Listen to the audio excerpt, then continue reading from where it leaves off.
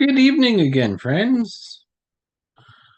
We prayed evening prayers, and now it is time to continue in our reading of the book of Ecclesiasticus, also known as the book of Sirach.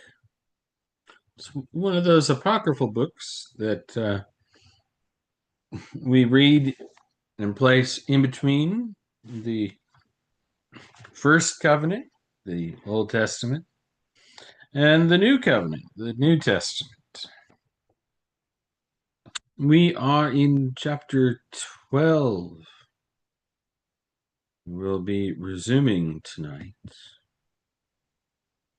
at verse 13 of chapter 12.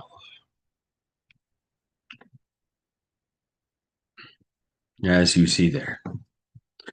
And so we continue on in the second section, chapters 2 through 23, in this long section of collected teachings, dozens of proverbs, references again and again to God's wisdom and how all of life is transformed by God's wisdom. Thank you for joining us as we read tonight. Good evening, Mom.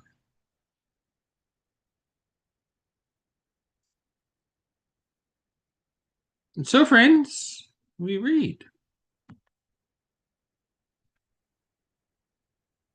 I'll be reading from the left-hand column, which is from the Common English Bible. And in the right-hand column, you see the text as found in the New Revised Standard Version Updated Edition. Let's set up our timer and let's read and see what tonight's portion has for us to contemplate as we consider wisdom.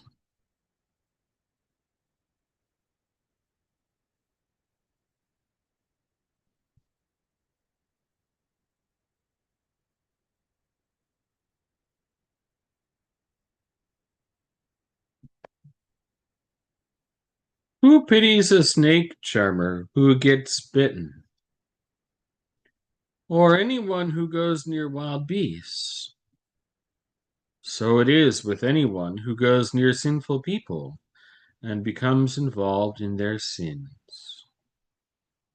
They will remain with you for a time, but if you waver, they won't be loyal. Enemies speak sweetly with their lips, but in their hearts they plan to throw you into a ditch. Enemies cry tears with their eyes, but if they find an opportunity, they won't be able to get enough blood.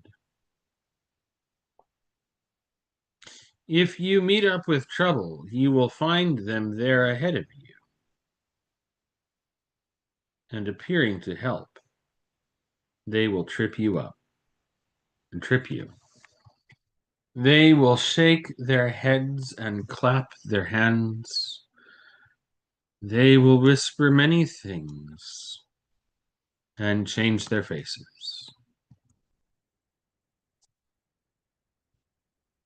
Chapter 13.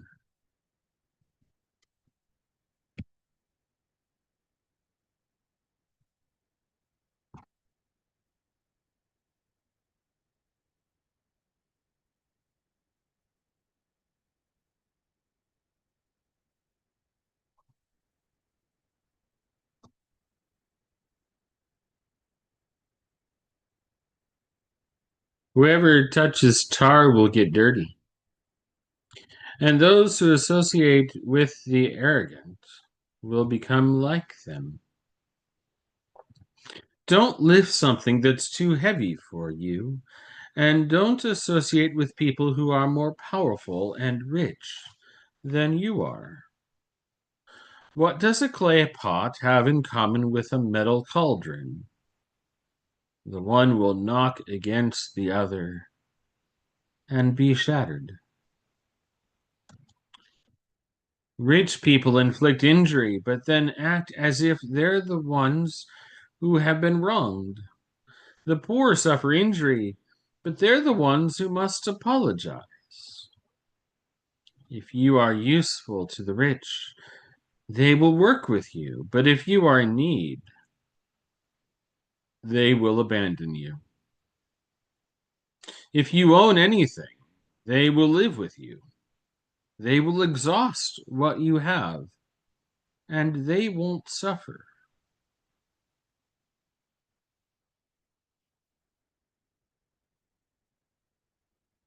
That's a stronger wording than verse 5 in the NRSV, isn't it? If you own anything, they will live with you. They will exhaust what you have, and they won't suffer.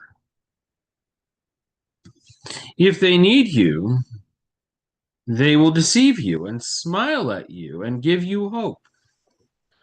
They will speak nicely to you and say, "What do you need?" They will embarrass you with their fine foods until they have cleaned you out 2 or 3 times over. In the end, they will mock you, and after these things, they will see you and abandon you and shake their heads at you. Take care that you don't go astray and don't be humiliated by your own foolishness. When powerful people invite you, show yourself reluctant, and they will invite you all the more. Don't be forward, or you might be rejected. And don't stand far off, or you might be forgotten. Don't think that you can speak with them as an equal. And don't trust in their lengthy conversations, because they will test you with a lot of talking. And when they are smiling, they are really examining you. Those who won't guard your secrets are cruel, and they won't spare you from mistreatment or imprisonment.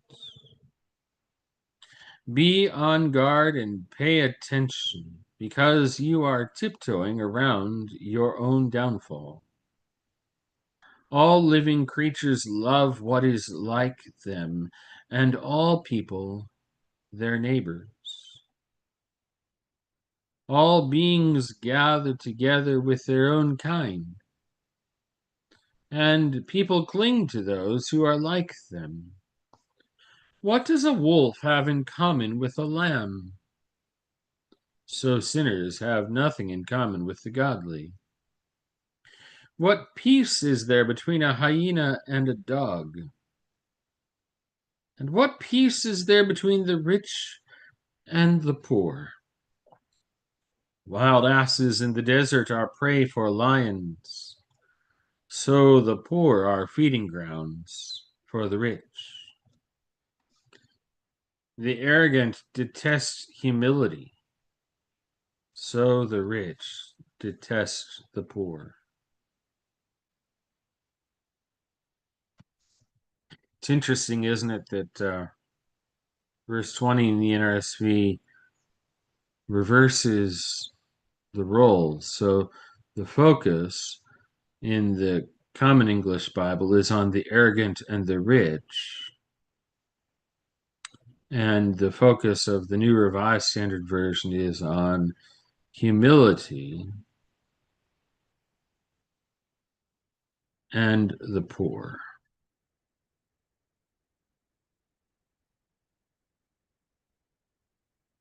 I think I like the strength of the words of the CEB more in this case. The arrogant detest humility, so the rich detest the poor. That's powerful. When rich people stumble, they are supported by friends.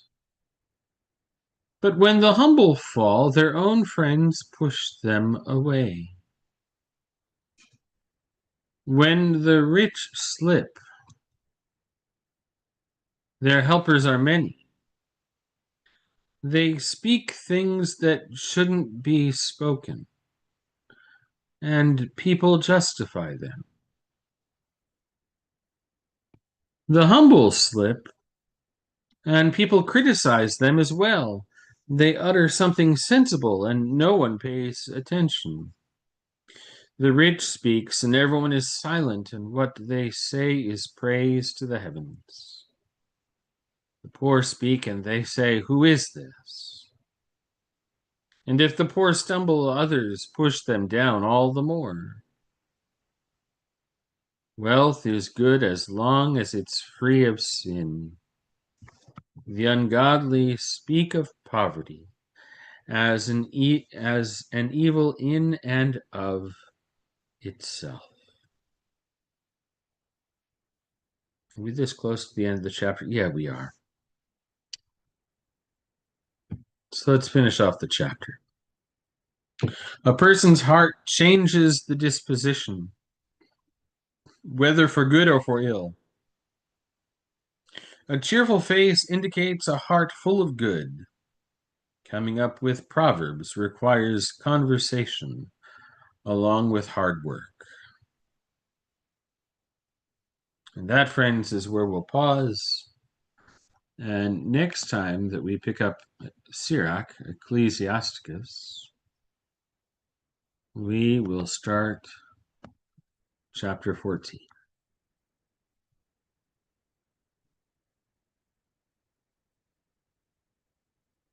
Peace be with you, dear friends. And thank you for reading with us tonight.